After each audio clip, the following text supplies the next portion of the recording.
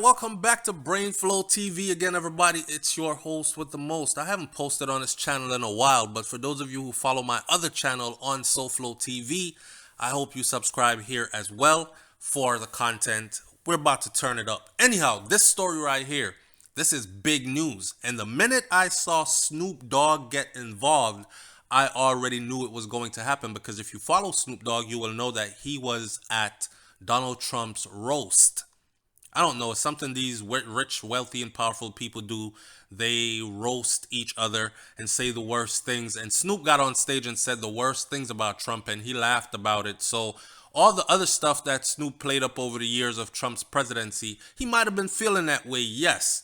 But I knew it was taken with a grain of salt by Donald Trump because Trump really didn't care because him and Snoop, they've had business before. Okay, so wheeling and dealing behind the scenes.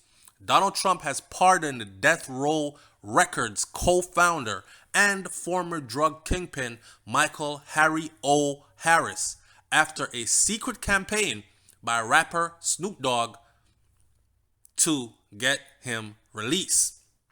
Harris, who is now 59 years old, is set to be released from a California federal prison Tuesday after 32 years behind bars for attempted murder and cocaine trafficking.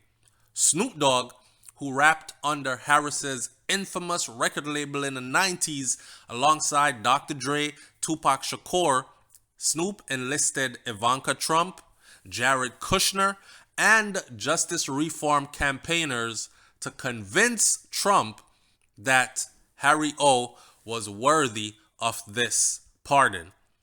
The last-ditch attempt succeeded on Monday when the outgoing president Donald Trump signed Harry O's pardon.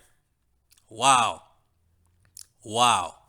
So Harry O right now is pretty much a free man. Harris's family and friends arrived at the Lompoc Federal Correctional Institution on Tuesday morning in a black Rolls Royce, ready to welcome the former drug baron as he steps out for his first taste of freedom since 1988. I must say though, it's a good look. Harry O was huge, okay? He was a real businessman, and he was also known in the underworld as well for whatever it was he was doing in the underworld. Rumored to be heavy drug trafficking, etc., etc., got his millions. And with his $1.5 million investment, Death Row Records, along with Suge Knight, was formed, and the rest is history. We can even say today that Death Row Records is the most infamous record label next to Bad Boy Records, Sean Puffy Combs, around the time when P. Diddy and the great Christopher Williams, Biggie Smalls, were locked in and tearing the charts up. Now, along his dealings with drug cartels, Harris ran a string of successful legitimate businesses, including, check this out, including a theater company who gave Denzel Washington his first break. Harris was convicted of attempted murder and kidnapping in 1988, but he has since reinvented himself and as an activist while doing other things as well, like fighting for prison reform, organizing programs, and so on and so forth. Criminal justice reform advocate Alice Johnson, who had her life sentence commuted by Trump in 2018, actually said that she had been lobbying Ivanka, Jared, and White House Chief of Staff Mark Meadows to get Harris released. The president knows how much this case means to me, she said. In reviewing Harry's case, his story, and what he's gone through, this is such an unfair case. He should have been home a decade ago. Trump commuted Johnson's multi-decade sentence after a meeting in the Oval Office with Kim Kardashian, who was pushing for justice reform and for Johnson's release. Harry's successful pardon campaign started on December 26th when Snoop Dogg asked for help from former music producer and federal prisoner Weldon Angelos, who was also pardoned by Trump last month. Snoop brought his case to me. This what he said. He said Snoop brought his case to me, and I brought Alice Johnson on board to help with me, and she brought it to the West Wing. And from there, the rest is history. Now, the pardon is among a slew of pardons that Trump is about to grant, okay? It is said that he is supposed to pardon over 100 people. Wow. See, Harris thing occurred during the 80s at a time when the president was Ronald Reagan, and George Bush authorized legislation that imposed some draconian penalties for drug offenses, which primarily and adversely affected young African American men who were living in the inner city, such as Mr. Harris. This is what his attorney said. This commutation of his sentence, this is more than equitable, and it is long overdue. We're all grateful for hard work on this case by prison reform professional Alice Johnson, Weldon Angelino, and artist Snoop Dogg, as well as private investigator and sentencing expert John Brown. The attorney said that Harris spent 23 years in state prison over a first-degree attempted murder conviction until the alleged victim of his crime recanted their story in 2011. But instead of being released, he was transferred to a federal prison to begin serving another 235 months. You do the math to that. It's 12 months in a year. So he got another 235 months when he was supposed to have been released. Now, the pardoned Harry, his right-hand man, Al Brown, who has been friends with Harry for decades, said that he's been waiting for this release for 33 long years. Man, you don't even know how this feels right now. This is what he told him. You don't even know how this feels right now. Mike was never, ever a bad guy. He did a lot of good things in the streets for a lot of people. He was a successful businessman before he left for prison. Now, he wants to give back even more. And for the last 20 or so years, he's been creating programs. He was able to get San Quentin's news back up and running with him as the editor-in-chief. He's done a lot of things for the youths up in Richmond, California. The Death Row's founder lawyer had tried to get him out earlier on compassionate grounds last year, arguing that he had suffered from an autoimmune disease and that there was an outbreak of coronavirus at the prison facility, and because of that, he was susceptible to catching it, but that did not work. Harris' desires to help the less fortunate may stem from his hard-knock childhood growing up in South Central Los Angeles in the Low Bottoms neighborhood and spending his school years shining shoes for high rollers and players.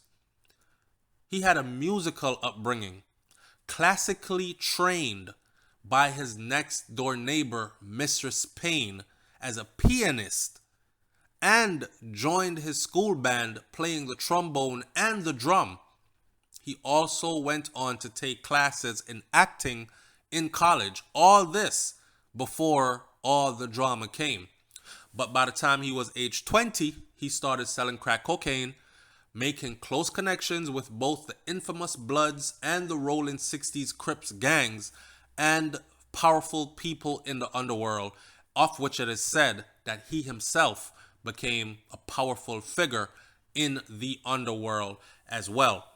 He grew a vast distribution network reaching New York, Florida, Texas, Arizona, Louisiana, Michigan, Indiana, Iowa, Illinois, you name it.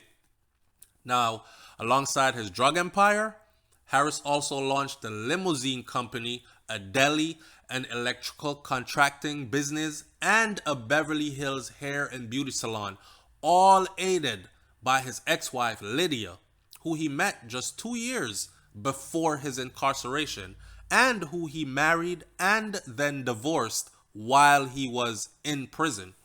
Now, though not Defunct in its heyday, Death Row Records was one of Harry's most successful ventures. Under Death Row Records, he sold 18 million albums, earning more than $325 million in its first 4 years alone. Legal money through the music industry, launching to stardom West Coast rap legends, including Dr. Dre, NWA, Snoop Dogg, Tupac Shakur, and was widely credited with changing the face of 90s hip hop. But for more than 20 years, he has been full of remorse, and he believes that it's been long overdue and he's ready to join society again as a changed man. These are his words. He said, I had a strong relationship with both Bloods and Crips. I was a player who knew how to get things done from the streets to the suites. Back then, I was blinded by the greed and the false sense of power. And this is what he told LA Times in 1997. We're in 2021. I know I'm not selling that dope. I know that selling that dope was a mistake. Look, what I did to my family, look what I did to my community. Look where I ended up. All this was wrong. In 2019, he spoke exclusively to Daily Mail TV, pledging to give back to the same communities he comes from. Now, over 30 years ago, he said, I was a part of the problem. However, over the years, I have repeatedly proven myself to be now a part of the solution. It's about returning to society with my newfound vision, talents, and insights, and giving back to the community where my help is so desperately needed. Harris said that he hopes to take his implanted wisdom from prison back into the streets so that he can share what he has learned to help heal broken communities. And I know that from the moment I'm free, I will work tirelessly to help others change their lives. He also said that, look, I'm a man who has experienced incredible highs and incredible lows. And I'm a man who came to prison a boy and who will emerge now as a grown man. Harris came up with his record label's name while he was temporarily housed on death row in San Quentin State Prison. That is how the name Death Row Records was actually founded.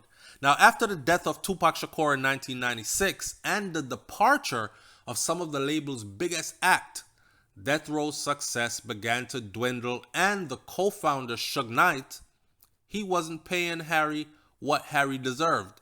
Now, as a result, Harry and his ex-wife Lydia, they filed a multi-million-dollar lawsuit, and they were awarded $107 million judgment against the record label and against Suge Knight. Knight is currently serving 28 years in prison after he pleaded no contest to involuntary manslaughter after driving his truck into two men, killing one of them, which was Terry Carter, following a get-up row in Compton, California. The funny thing is how the tables have turned. Harry O went to prison. Suge was his business partner. Suge robbed him, and Harry O's wife took it to the legal route and got that money, secured that bag, $107 million judgment. Do you know what that means? That means he outright owns death row, because anything they have or any their assets will be sold off. Anything they have will be liquidated and the money given to him. So he went into prison. He did 30-something years. He is coming out a wealthy man. But money can't buy that time back that he just gave. 32 years of his life, and he is only 59. So you subtract 32 from 59, you got that number. Anyhow, here we are. It's a beautiful day for many because he is a powerful figure, and he is somebody that is respected and loved by many because he has helped so many. So welcome home, Harry O, and get it in. It's SoFlo TV, man. Leave your comments in the comment section below. Tell me what you think about this one, and I'll see you on the next video. I'm out. Peace.